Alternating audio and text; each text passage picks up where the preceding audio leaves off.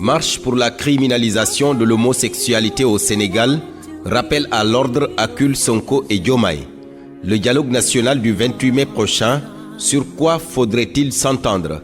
Quel type de réforme pour une meilleure gouvernance? La reddition des comptes et le spectre d'une justice à deux vitesses. Pour évoquer tous ces sujets, Mohamed Ali Mouba reçoit ce dimanche dans Remue Ménage Doudou Wade, homme politique et ancien député, spécialiste du droit parlementaire, et Hassan Samb, journaliste analyste politique. Remue Ménage, ce dimanche, de 10h à 11h, Mohamed Ali Mouba face à ses deux invités sur la RFM, la radio de toute l'actualité.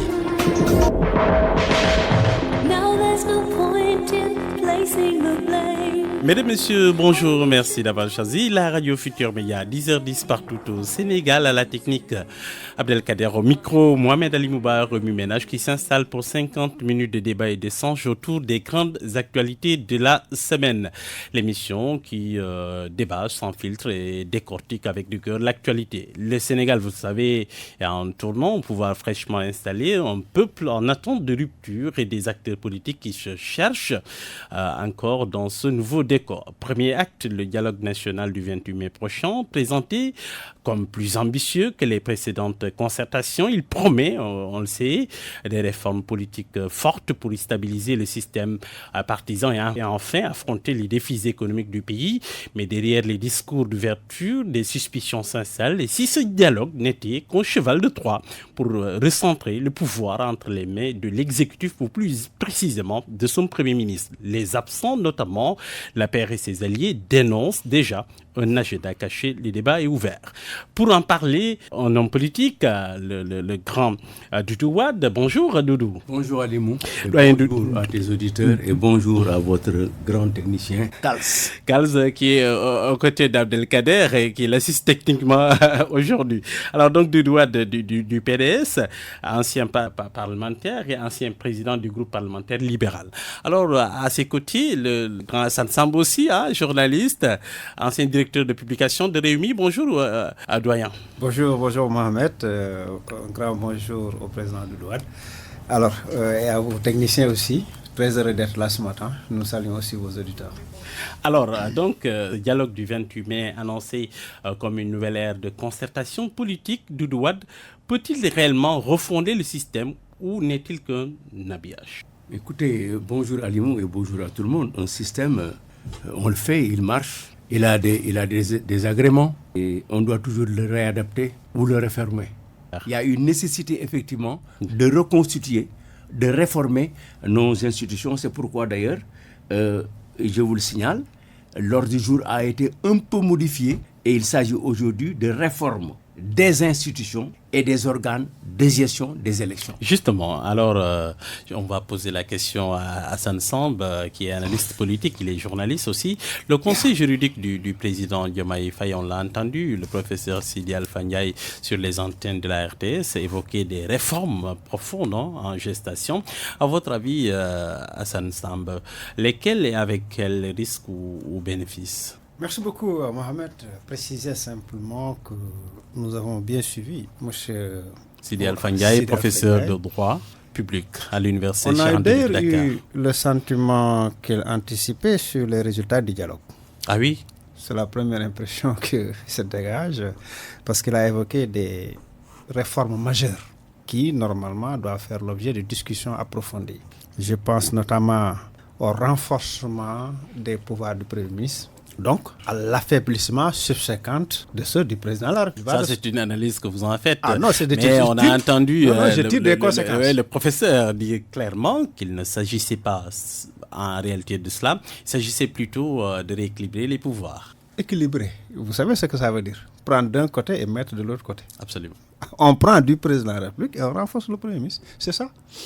Alors, l'Assemblée nationale aussi l'a cité. Oui, mais mon sentiment majeur, c'est que sur ce point net, parce qu'on reviendra sur d'autres points certainement, je ne suis pas convaincu qu'un Premier ministre ait pour vocation d'équilibrer les pouvoirs du président de la République. La primature n'a pas cette vocation. Parce que sinon, vous créez les conditions institutionnelles d'un bicéphalisme, c'est-à-dire de la dualité au sommet de l'État. Qu'on a connu oui, on a eu des bicéphalismes. Des années 60.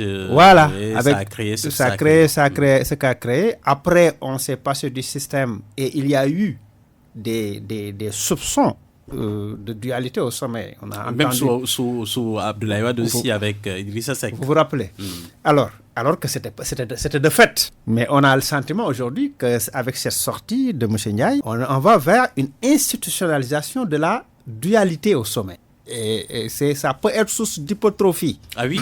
Ah oui, au sommet, c'est très clair. C'est dangereux pour Diomaye. Non, mais Diomaye, lui... Bien pour l'État lui-même.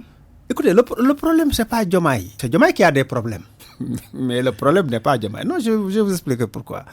Diomaye est le seul président de la République du Sénégal qui a été élu sans avoir un appareil de parti, sans être chef de parti, précisément, sans être chef de parti. C'est-à-dire, il ne dirige pas une équipe, un appareil de parti. Il y a une autre personnalité qui dirige l'équipe. Et donc, il devient tributaire de cette personnalité-là. Et il le sait. En l'occurrence, Ousmane Sonko. Maintenant, conséquence, lorsqu'il arrive au pouvoir, il se sent redevable au point de dire « je veux un Premier ministre très fort ». Alors qu'il a effectivement un Premier ministre déjà très fort. Maintenant, qu'est-ce qu'il veut dire par là?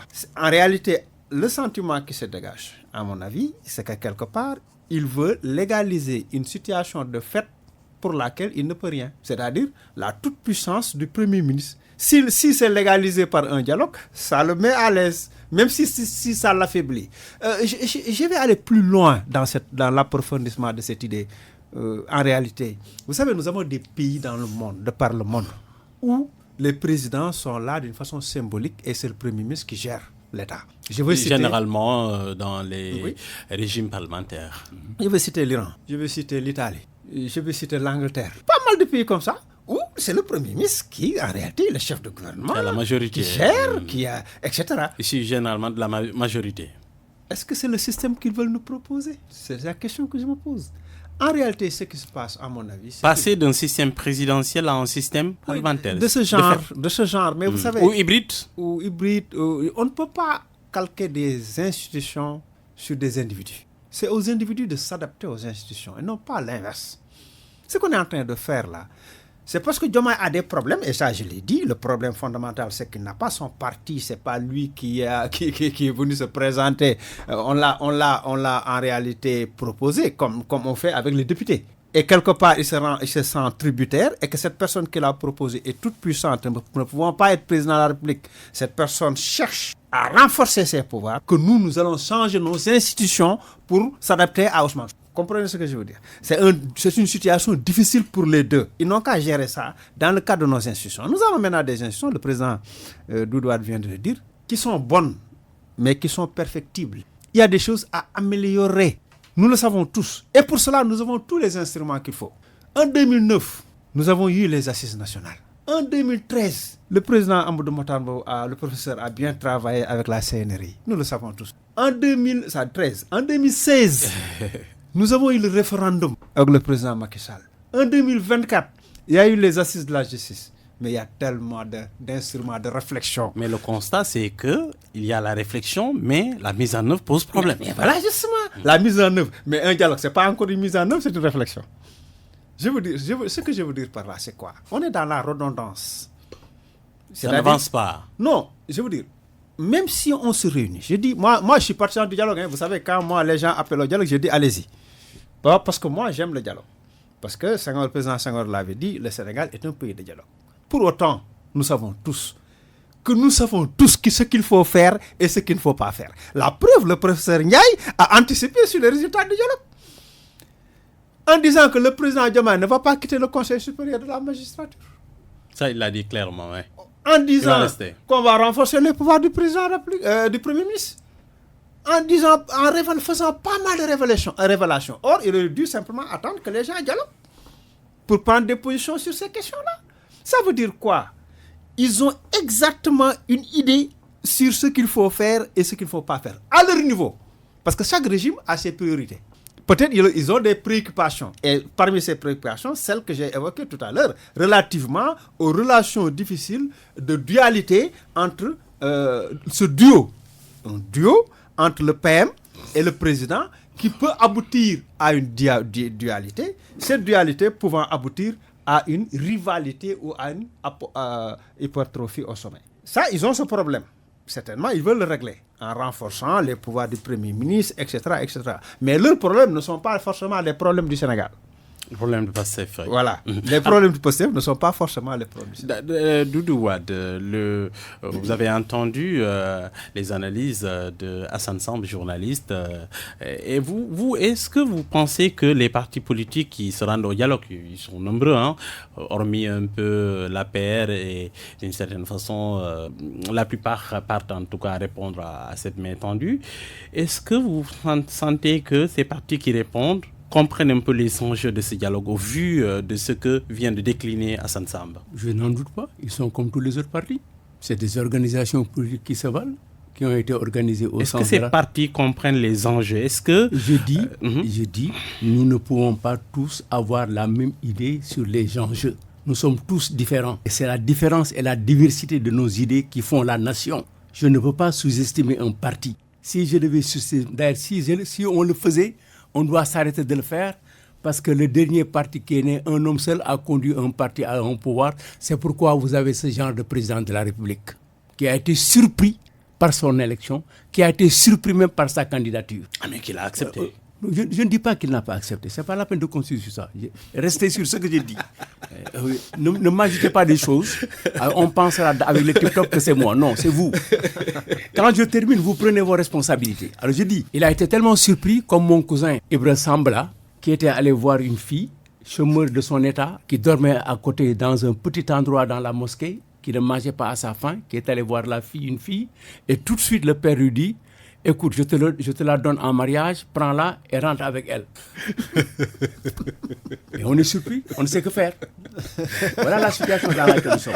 Vous voulez dire que Diomaye est en train de s'adapter à une situation de fait? Mais vous le savez, il n'a jamais été candidat. Et il a dit, après avoir été élu, il a dit que cette place-là, cette femme-là que vous m'avez donnée, qui est venue rejoindre le domaine conjugal, je ne la veux pas pour moi, cette femme, je la veux pour Ousmane Sonko. Mais pourquoi nous tournons autour du pot sur des questions qui sont très claires. Ensuite, pourquoi donc, comme le disent les Wolof, pourquoi ne pas rendre cette femme tout bonnement? Mais justement, c'est là où nous sommes. Maintenant, sur le plan programmatique, je n'ai pas compris le professeur Ndiaye parce qu'il y a un mélange. Une confusion absolue alors. Absolue. Pour le conseil juridique du président de la République. Oui. Alors il nous dit, le président nous dit dans son projet qu'il va aller vers un tandem président-vice-président. C'est le système américain aux États-Unis et c'est le système nigérian en Afrique. Mais là, le ticket est clair aux élections. Ce qui n'est pas le cas de notre pays. Est-ce que moi j'ai dit que le ticket n'est pas clair? Je ne l'ai pas encore dit. J'ai dit ce que le président veut, c'est ce qu'il a dit. C'est écrit, signé de sa main. Et ensuite, il nous dit suppression du Premier ministre. Dans le projet, premier chapitre, deuxième feuille, suppression du Premier ministre.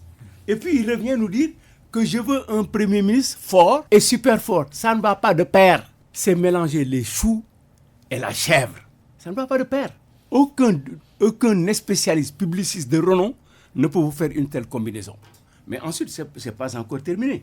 Il dit même dans son texte qu'il faut aller vers la responsabilité politique du président de la République. Plus de protection. Donc retrait de l'hyper-présidentialiste. N'est-ce pas? Il le dit, il l'écrit. Et il dit, nous en avons discuté en 2023 chez vous dans une émission et vous l'avez fait à la une du journal.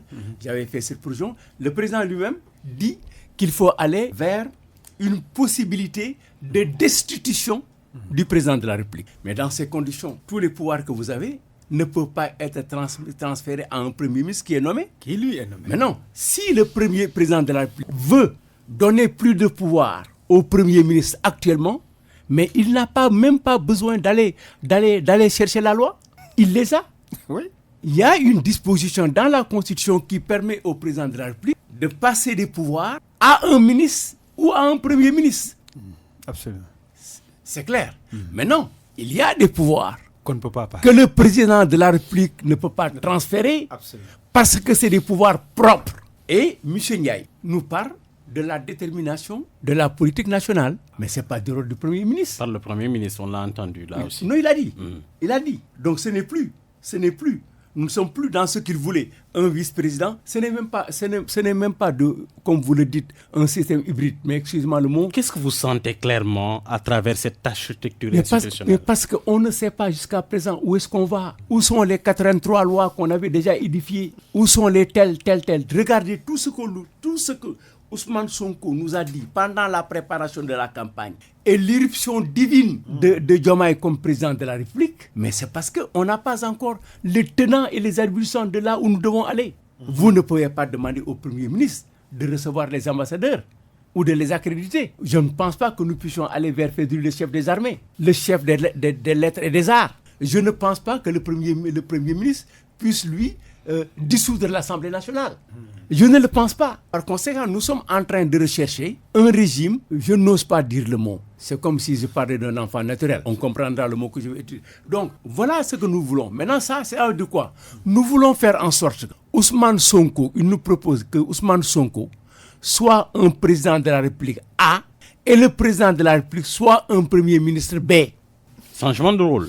Modification de rôle. C'est-à-dire que l'homme qui était là, la femme qui était là, il faut l'habiller en homme et transformer la femme qui était là, transformer ça en femme.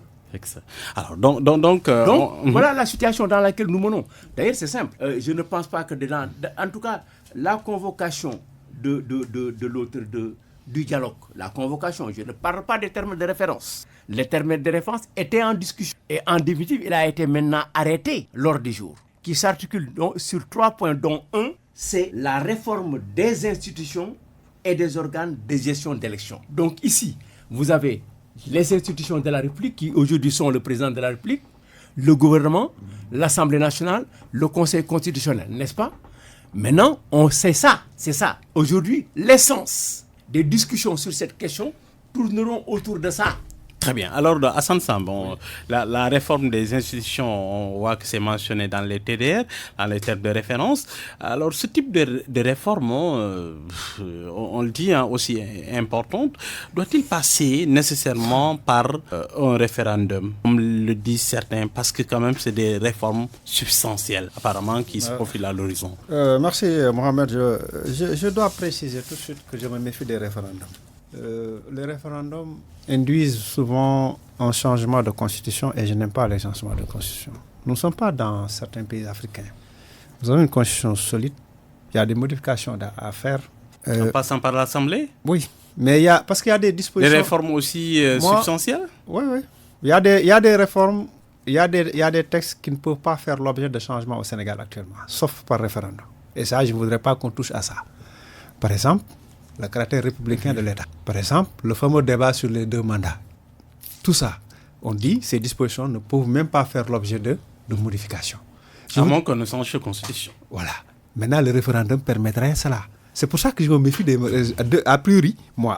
Tripatouillage constitutionnel. Oui. Parce que les gens peuvent, parce qu'ils savent que maintenant ils sont populaires, que les populations vont voter les yeux fermés, pour eux, ils peuvent faire passer ce qu'ils veulent. Dans les référendums. Ah oui. Et là, je me méfie. En Afrique, on a tout vu avec les référendums. On a vu en Guinée Alpha Condé, vous vous rappelez, a changé carrément. Non, c'est un peu partout là. Les gens s'amusent avec les constitutions. Et puis voilà, un tripatouillage. Et pour cela, le référendum, c'est une occasion en or. Donc, je n'aime pas. Je dis très bien ceci. Nous savons le régime. Le régime, il est un peu hybride, certains spécialistes vont te dire il est présidentiel, d'autres vont te dire super présidentiel, c'est-à-dire présidentialiste, d'autres vont te dire il est semi-présidentiel, un peu parlementaire. Il y a de tout ça, c'est vrai, il y a de tout ça, mais c'est à améliorer. Il y a des choses à changer, nous savons tous ce qu'il faut changer. Nous le savons tous. Il n'y a pas un seul Sénégalais qui ne sait pas. C'est comme ces histoires de haute trahison, tout ça là. Vous croyez que les parlementaires ont mis haute trahison alors qu'ils ne savent pas ce que ça signifie? Je sais pas, on pose de faux débats. Les gens, ils savent. Il n'y a pas un Sénégalais ici, politique, cadre, qui ne sait pas exactement là où ça pêche. Et nous sommes en train de vivre les mêmes contradictions que le régime actuel dénonçait. Le plan judiciaire et tout, vous voyez.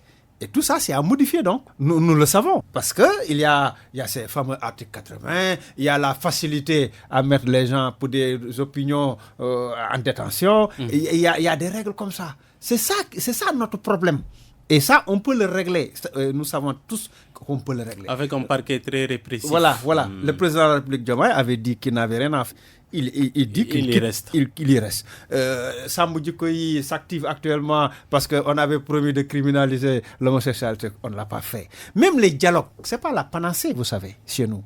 Combien de dialogues nous avons? Est-ce que ça a été conclu? Même les résultats du référendum 2016, beaucoup de points de référendum n'ont pas été conclus. Et résultats sur le dialogue ça, c'est un référendum. Autour de la justice aussi, en début de mandat? Si le président Macky Sall avait concrétisé les points. Le dialogue sur la justice, piloté par le ce dialogue-là, dès le départ, j'avais dit qu'il n'avait pas lieu d'être. Sur la justice? Non, organisons. En 2024. Pourquoi seulement sur la justice? Organisons un dialogue sur toutes les institutions. On voulait apporter des changements. Comme celui-là. Organisons un dialogue sur toutes les institutions. Pourquoi seulement sur la justice? Parce qu'on était pressé. Et ça a abouti à quoi? Il y a eu des conclusions qu'on n'a pas appliquées jusque-là. Voilà. Donc, pour vous dire que le dialogue n'est pas la panacée. Même si on a un référendum, le président de la République, parfois, il concrétise ce qu'il veut, il ne concrétise pas le reste. C'est ce qu'avait fait Macky Sall, en tout cas, donc en 2016. On nous tient en haleine sur des dialogues, sur des conclusions.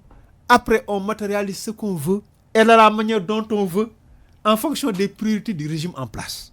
Je dis, mais c'est une perte de temps. Nous savons, le président de la République, c'est exactement lui ce qu'il va accepter et ce qu'il ne va pas accepter. Lui et son premier ministre, ils savent. Même avant le dialogue. Et là, le professeur Ndiaye s'est un peu trahi en nous parlant comme si le dialogue était fini. Oui, c'est son émission. C'est comme si le dialogue était déjà... voilà, on a déjà dialogué, quoi. Ça trahit un peu un mental, un état d'esprit au sommet. C'est-à-dire que quelque part, les gens ne vont pas flancher une seconde sur ce qu'ils veulent. Ils ont des objectifs. Ils ont des orientations qui leur sont propres. Peut-être qu'on va le maquiller sous le sceau d'un dialogue et tout. Mais ce qui se passe, encore une fois, je l'ai dit tout à l'heure, et je le répète, nous ne pouvons pas mettre sur le même piédestal le président de la République et son premier ministre. Le président de la République étant élu par les installés, prêté serment, le premier ministre est nommé par décret. Doudou, de la place du premier ministre, on le voit dans le futur schéma politique et apparemment au cœur des tensions. Est-ce que ce dialogue donc peut réellement conduire à une stabilité durable et à un recentrage d'une certaine façon sur les défis économiques tels que libellés par... le facilitateur du dialogue, Cheikh Gueye. La présence du Premier ministre au Sénégal, je pense que c'est une compagnie correcte, en tout cas est acceptée par nos populations et notre système politique depuis. Après la première expérience de 1960, nous nous sommes départis à partir de mars 1963 de ce système de régime parlementaire. Et nous avons un système présidentiel qui a vécu jusqu'en 1970. Et là aussi, nous avons modifié la Constitution par référendum. Donc le référendum s'est bien passé. Et depuis, à chaque fois qu'un président a essayé de se séparer de son premier ministre, c'est pour quelques instants. Parce que le support sur le dos et sur la responsabilité du premier ministre ne peut pas aller avec le système présidentiel que nous avons. Le premier ministre est responsable et devant le président de la République qui le nomme et devant l'Assemblée nationale qui peut effectivement assurer la motion de censure. Voilà. Et ensuite, la question de confiance pouvant être posée par le Premier ministre. Donc, le Premier ministre est entre deux et obligé de s'adapter à la conduite de la politique définie par le président et de ménager l'Assemblée nationale sur ses relations, ses rapports définis par la Constitution, par le contrôle de l'Assemblée nationale sur le gouvernement. C'est clair, c'est ça notre idéal. Maintenant, nous n'avons pas pu mettre en place les hommes et les organes qu'il faut pour faire ce travail. Et à chaque fois que quelqu'un a eu, on a changé de premier, je l'ai dit d'ailleurs, c'est une vomissure qu'on va ravaler. Non, peut-on avoir maintenant un premier ministre supérieur et plus fort que le président et partageant les mêmes prérogatives que le président de la République? Ce serait encore là aller vers des situations extrêmement compliquées et le pays ne s'en sortira pas. Le PDS sera au dialogue? Non, attends, laisse-moi terminer. Sinon, je vais me tromper comme on a fait aux autres pour rentrer dans une question qui peut créer encore des équivoques. Nous sommes sur ça, nous sommes déjà dans le dialogue, nous discutons du dialogue, après on réglera ça. Elle est brève. Si tu veux, je dis, le PDS, nous, Parti démocrate, qui sommes partis aux élections sous le vocable Coalition Sopi Sénégal, nous irons au dialogue. Maintenant, je vais expliquer après. Maintenant, je dis, sur le Premier ministre, cette situation va être très compliquée. Et voilà d'abord. Et même ça, je vous dis, je prédis, si cela se faisait aux élections de 2029, le président de la République qui viendra, quel qu'il soit, par un tour de table, en quelques minutes au Conseil des ministres, et 3 jours après à l'Assemblée, on supprime le poste de Premier ministre. Il a été supprimé combien de fois? Sous Senghor, sous Diouf et sous Macky. C'est plus facile de supprimer le Premier. On n'entendra plus parler de lui. Il suffit que le président s'enferme avec son conjoint le matin, à 8h, à 8h de ce près, on tape, on sert un communiqué, on envoie à l'Assemblée et puis c'est terminé. Maintenant, le référendum. S'il y a des modifications à faire sur les institutions, il est préférable d'aller au référendum. Tous les référendums ne sont pas mauvais. Le référendum de 2016 a permis de donner une nouvelle impulsion aux partis politiques en leur donnant des missions, 3 missions qui sont extrêmement compliquées, difficiles à assumer et sur lesquelles on peut compter pour nous faire notre pays. C'est vrai ou c'est pas vrai? Rien que sur la formation à la citoyenneté. Rien que sur ça. Si tous les partis politiques se mobilisaient pour apprendre le drapeau national, le respecter, ne pas casser les lampes, ne pas violenter, ne pas casser au champ, mais on aurait eu une excellente paix politique. Maintenant, sur la deuxième question, c'était sur l'Assemblée nationale. Mais l'Assemblée nationale, depuis 2016, a de nouvelles prérogatives, notamment sur mettre sur le marbre le contrôle de l'action du gouvernement, mais l'évaluation des politiques publiques, qui aujourd'hui est plus importante parce qu'elle est subséquente à la loi qu'on a adoptée. Le budget qu'on a donné, qu'on a distribué, qu'on a réparti, il y a une nécessité pour l'Assemblée nationale d'assumer non seulement son contrôle, mais de savoir comment l'évaluer pour savoir si effectivement tout ce qui a été attendu, est-ce que les objectifs ont été atteints. Donc par conséquent, il y a ces problèmes-là à régler et ça se discutera au dialogue.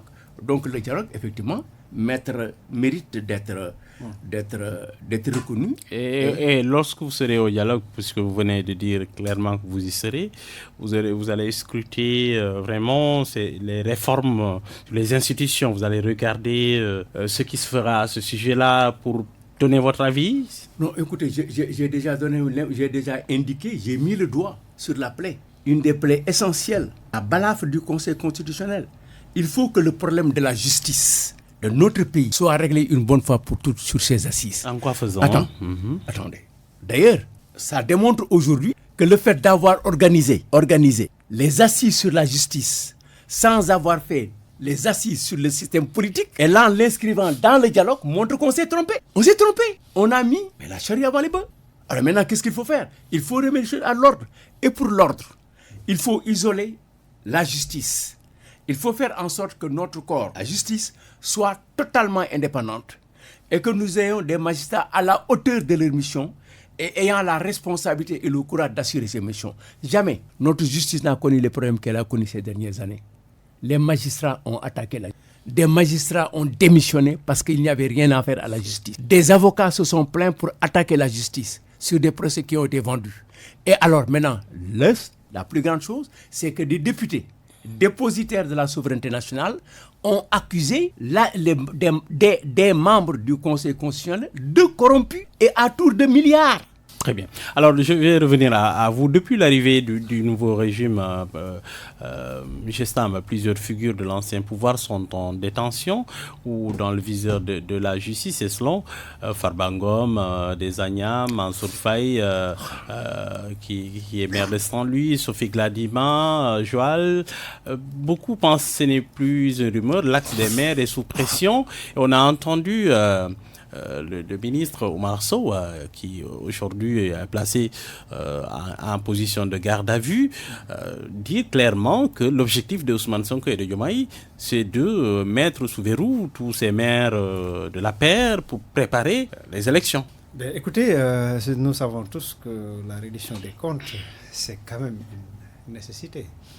Il y a un principe fondamental de notre justice, c'est la présomption d'innocence. Jusqu'ici, en dehors de quelques couacs de procédure, parce qu'il y a eu des couacs de procédure, en dehors des couacs de procédure, eh bien, leurs droits sont pour le moment respectés.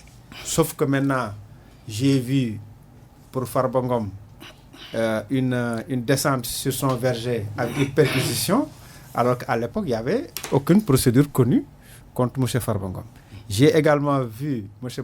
Mansour Faye interdit de sortir du territoire national, alors que aucune décision en la matière ne lui a été notifiée. Ce n'est pas que la décision est légale ou illégale, c'est qu'elle ne lui était pas notifiée, donc il y avait un problème d'opposabilité. Vous savez, il y a un problème de légalité et un problème d'opposabilité. Si vous ne notifiez pas, la décision ne devient pas opposable au tiers. Alors, j'ai vu également la Cour de justice de la CEDEAO condamner le Sénégal sur la Diop, ainsi de suite. Donc, il y a eu des couacs de procédure. En dehors de ces couacs de procédure, tout le reste me semble être aujourd'hui l'usage normal des procédures judiciaires, sauf que, bien sûr, certains se sont interrogés sur le fait que pourquoi le cautionnement est accepté pour certains, refusé à d'autres. Mais ça, à mon avis, ça relève du pouvoir discrétionnaire du juge. Le juge aussi, les juges d'instruction aussi, ou le collectif des juges d'instruction du parquet financier, il ne me semble pas qu'ils reçoivent des instructions. Moi, ma conviction forte, c'est que l'instruction se mène en toute liberté, même si le procureur peut faire un réquisitoire dans ce sens. À mon avis, les décisions relèvent des juges d'instruction et après des tribunaux compétents en la matière. Donc tout se passe normalement selon les procédures en vigueur, les lois du Sénégal. Les gens n'ont qu'à se défendre, bien sûr.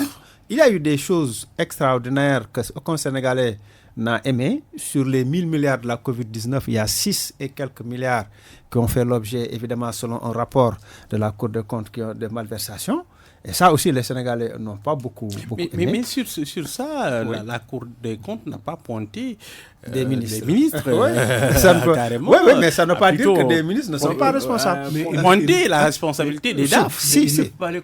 La Cour des comptes peut ne pas les pointer. Oui, la Cour des comptes est juge des comptables publics. Oui. Et les ministres des comptables publics. C'est pour ça que d'ailleurs, ça ne veut pas dire que les ministres. Mais ça ne veut pas dire ça. Parce qu'après, ils ont revenu, après avoir constaté, ils ont demandé à des choses qui soient faites. Oui. Aussi. Non, c'est clair. C'est-à-dire qu'à ce niveau-là, ça ne veut rien dire que la Cour des comptes n'est pas pointée. En réalité, il y a une enquête d'instruction qui va se baser, bien sûr, sur le rapport de la Cour. Le rapport de la Cour n'est qu'un instrument de preuve qu'il faut maintenant. Pourquoi les auditeurs n'ont pas demandé l'information judiciaire, l'ouverture d'informations judiciaires, comme elle a fait pour les DAF? Pour les DAF, pour les ministres, vous voulez parler des ministres? Mais non, le président vous l'a dit tout à l'heure, le président Doudoua, c'est-à-dire le ministre légalement n'était pas responsable, etc. Donc il y a des comptables publics, il y a la responsabilité des comptables publics, il ne faut pas aussi oublier tout cela. Et donc la Cour s'en arrête à un certain niveau dans son rapport. Mais le rapport de la Cour ne limite pas le juge d'instruction, les enquêteurs. Voilà, c'est juste un instrument de preuve. Maintenant, après, se basant sur ça, la justice va approfondir et essayer d'enquêter. Si les ministres n'ont rien fait, il n'y a aucun souci. Et c'est sûr que personne ne peut condamner quelqu'un qui n'a rien fait. Donc, s'il y a également des preuves contre eux, ils seront condamnés comme tous les Sénégalais. Doudou Wade, les procédures vous semblent-elles correctes? Écoutez, d'abord, avance les procédures d'abord sur les faits, ce qui est en train d'être fait. Personne n'a le droit d'être surpris. Et sembler être surpris me semble être une malhonnêteté. On a été averti depuis 5, 6, 7 ans par le régime actuel dans l'opposition. Autant il nous avait promis un vice-président, ainsi de suite, et pas un super ministre fort. Je l'ai critiqué. Autant je sais qu'ils avaient envie de mener ce combat contre la malgouvernance. Ça, il faut l'accepter. Ils ne l'ont pas caché aussi. Mais non, ce qui reste maintenant, c'est les procédures. Voilà. Et le respect des droits et des autres jusqu'à la condamnation ou la libération. Moi, ce que je regrette, d'abord sur les 1000 milliards, vous en avez parlé. On est en train de chercher de l'argent. Mais je ne peux pas mettre sous l'éteignoir les 1000 milliards trouvés dans un compte appartenant à une personne. Le Premier ministre n'a pas encore pointé. Ça me surpris. Non. C'est vous qui m'avez donné l'information. Il l'a évoqué en campagne électorale. Hein? C'est-à-dire qu'à la campagne... Je situe la situation. Il a dit à la dernière campagne électorale. La situation de la campagne électorale, ça veut dire que pendant la campagne électorale, tout ce qu'on dit, c'est vrai, et après campagne, ce n'est plus vrai. Non, je ne dis pas ça. C'est pourquoi je dis. Voilà pourquoi, oui, mais l'information, vous nous l'avez donnée comme une information sûre sortant des journaux que nous connaissons. C'est lui qui l'a dit, on l'a entendu. Non, je suis d'accord que c'est lui qui a dit, je l'ai déjà dit, mais je dis. Donc, mais nous ne pouvons pas nous assister comme ça, tranquillement, à ce qu'on laisse quelqu'un disposer de 1000 milliards qu'il a pris sur les comptes de l'État, que nous connaissons, adresse et banque et numéro, et laisser passer. Non, nous ne sommes plus dans l'équité, nous ne sommes plus dans la justice, nous sommes dans la sélection. À moins que maintenant, qu'on connaisse cet argent-là et on laisse passer comme ça. Ça, c'est la première chose. La deuxième chose, c'est que il y a une nécessité absolue de se poser la question pourquoi l'audit fait par la Cour des comptes, qui est issu du rapport du ministère des Finances, parce qu'après chaque élection présidentielle, la loi communautaire sous-régionale de l'UEMOA prescrit qu'on fasse les comptes de l'État. Et après, déposer ces rapports auprès de la Cour des comptes, c'est la Cour des comptes maintenant qui fait foi après son audit. Mais pourquoi nous ne l'avons pas fait après les élections de 2019 ? Pour des finances. Oui. Pourquoi ? La loi, c'est une loi de décembre 2012 sur la bonne gouvernance, mais c'était une nécessité. Si on l'avait fait, si c'était fait, est-ce que nous ne serions pas dans des conditions plus catastrophiques que celles que nous connaissons aujourd'hui ? C'est-à-dire qu'il y a une nécessité absolue pour tous les gouvernants et tous ceux qui viennent, notamment ceux de l'opposition, à savoir que les conditions de gérer ce pays-là vont changer. Et vont changer aussi par rapport à ce qui nous... Parce que nous cherchons à savoir où est passé l'argent. C'est pourquoi d'ailleurs, il est important aujourd'hui plus de s'appuyer et de s'arrêter sur les organes de contrôle, sur le contrôle de l'Assemblée nationale et sur la justice. Voilà les trois piliers lesquels, si nous ne nous arrêtons pas sur ces questions et que le travail se fasse à ces niveaux, je pense que si c'est fait, donc c'est pourquoi moi je suis d'accord pour la reddition. Assam Samb, le professeur Ismaël Madior Fall a fait l'objet d'une dénonciation, en tout cas de corruption présumée. Il est poursuivi sous bracelet électronique. Au même moment, on a entendu un peu plus tôt l'ex-DG de l'ONAS, Cheikh Dieng, accuser clairement son ministre de l'Hydraulique et de l'Assainissement, en l'occurrence Dr Cheikh Tidiane Dièye, là aussi de corruption présumée. Pourquoi ces deux mesures apportées dans le traitement de ces dossiers ? Deux dossiers, parce que on a vu que dans le dossier chez Tidiane Dièye, Cheikh Dieng, il ne s'est rien passé jusque-là en tout cas.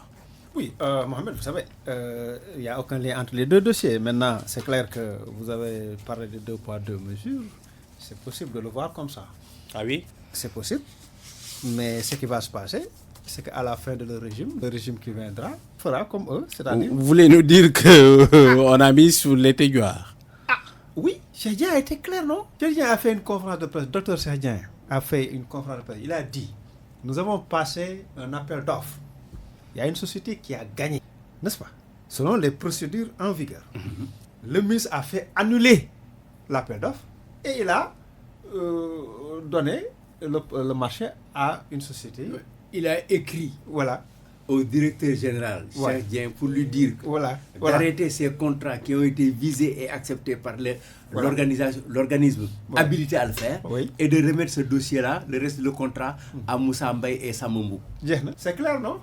Mais s'ils ne le mettent pas devant ses responsabilités, s'ils ne mettent pas le ministre devant ses responsabilités, le régime qui arrivera fera de même. C'est pareil comme tous les dossiers dont Macky disait. Finalement, Assam Samb, on tourne en rond.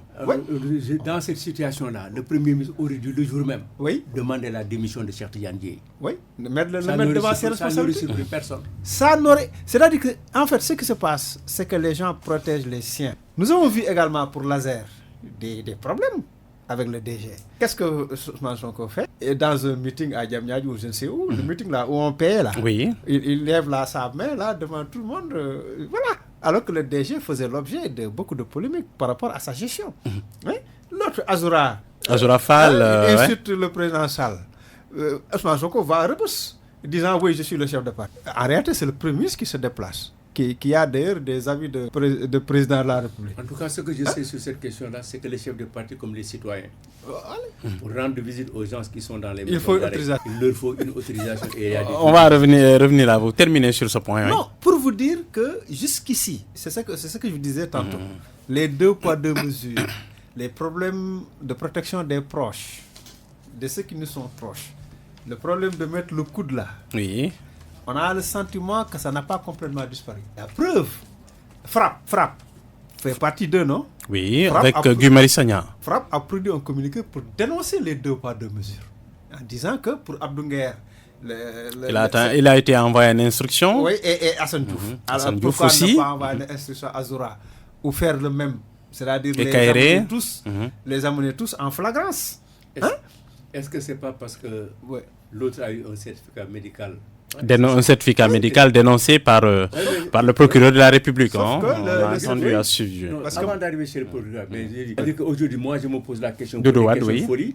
Est-ce qu'on peut apporter le certificat médical délivré par une sage-femme? Non seulement ça, mais moi-même, j'ai discuté, on a eu la chance d'avoir sur le plateau le directeur de l'hôpital psychiatrique de Thiaroye. Il dit clairement que ce n'était pas évident. Non, il dit qu'il faut du temps.